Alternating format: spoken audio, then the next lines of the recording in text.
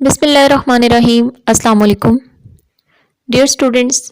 ये video virtual university के students के लिए है और स्पेशली उन स्टूडेंट्स के लिए है जिन्होंने रिसेंटली वर्चुअल यूनिवर्सिटी में एडमिशन लिया और जिनके माइंड में बहुत सी कन्फ्यूजन्स हैं, बहुत से क्वेश्चंस हैं।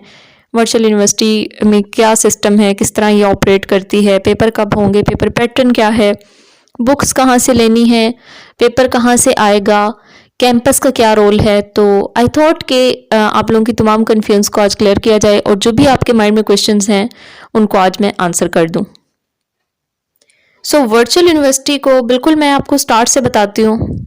जब कोई स्टूडेंट वर्चुअल यूनिवर्सिटी में एडमिशन लेता है तो सबसे पहले तो वो इसी बात पे कंफ्यूज हो जाता है कि वर्चुअल यूनिवर्सिटी में ऑनलाइन स्टडी है, ऑनलाइन स्टडी कैसे करनी है। नॉर्मली पाकिस्तान में जो ट्रेडिशनल वे ऑफ टीचिंग है वो है फिजिकल क्लासेस, यानी आप रेगुलरली जाकर किसी इंस्टीट्यूशन में क्लास लेते हैं, उसको बोलते हैं फिजिकल क्लासेस। लेकिन वर्चुअल यूनिवर्सिटी में ऑनलाइन सिस्टम है।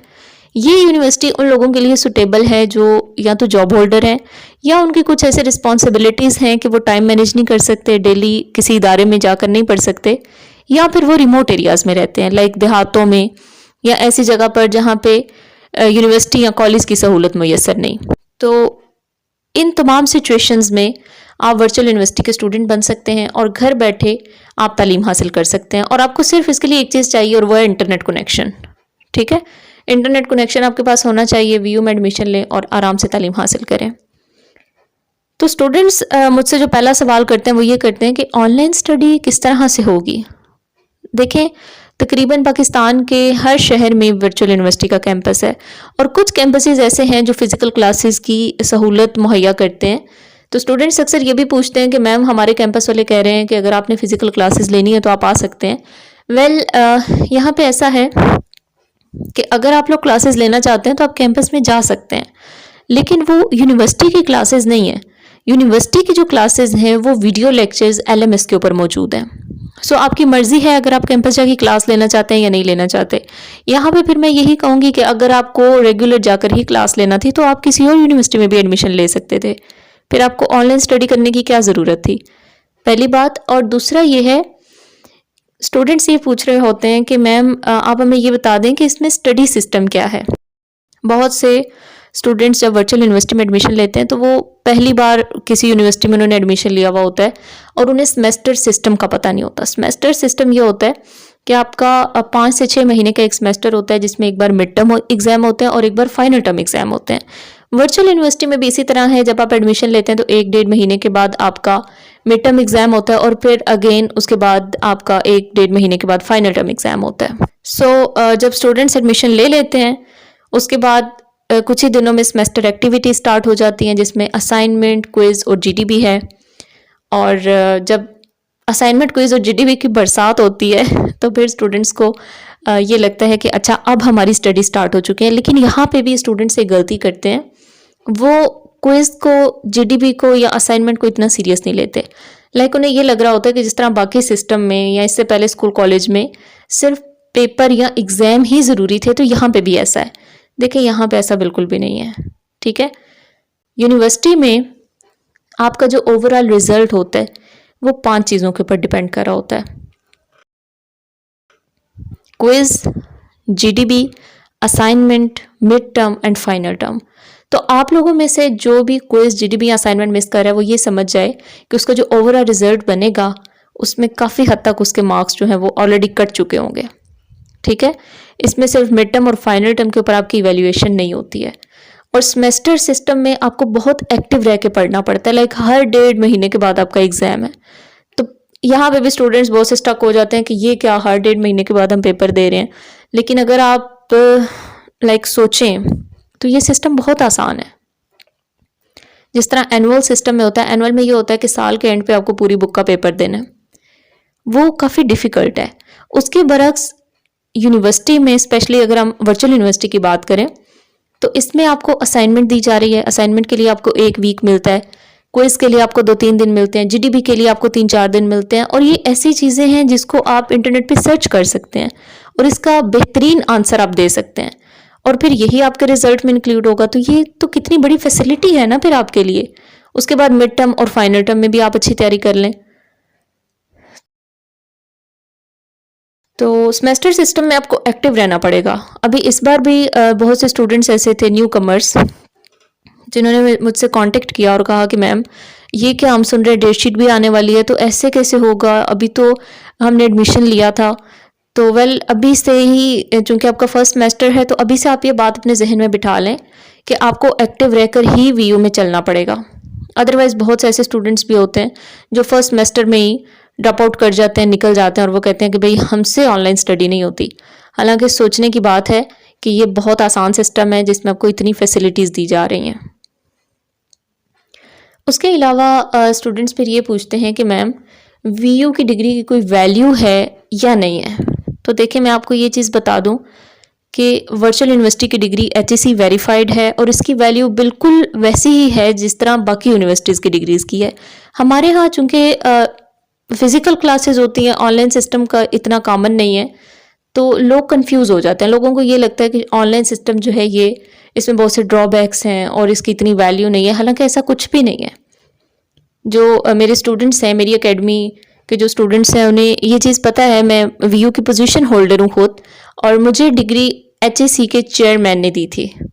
ठीक है, तो अब खुद आप सोचें कि अगर एचईसी के चेयरमैन स्टूडेंट्स को, पोजीशन होल्डर्स को डिग्री दे रहे हैं, तो फिर इसका तो यही मतलब हुआ कि वीयू की डिग्री एचईसी वेरीफाइड है।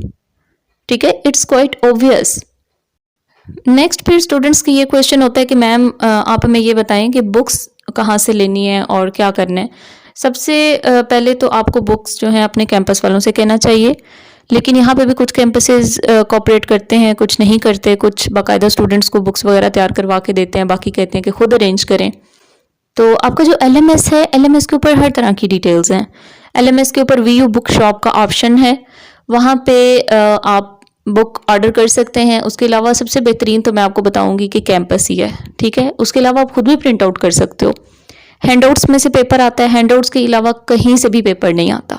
ठीक है, तो गूगल के ऊपर भी आप इसको कर सकते हो। लाइक अगर आपका इंग्लिश सब्जेक्ट है और उसका कोड है ENG101, तो आप गूगल के ऊपर टाइप करोगे ENG101 हैंडआउट्स, तो PDF फाइल आ जाएगी, आप खुद प्रिंट आउट करवा सकते हैं। नेक्स्ट ये है कि कुछ हैंडआउट्स इस तरह के भी होते हैं जो अपडेट हो चुके हैं, तो वो फिर गूगल के ऊपर जो है वो आउटडेटेड होंगे।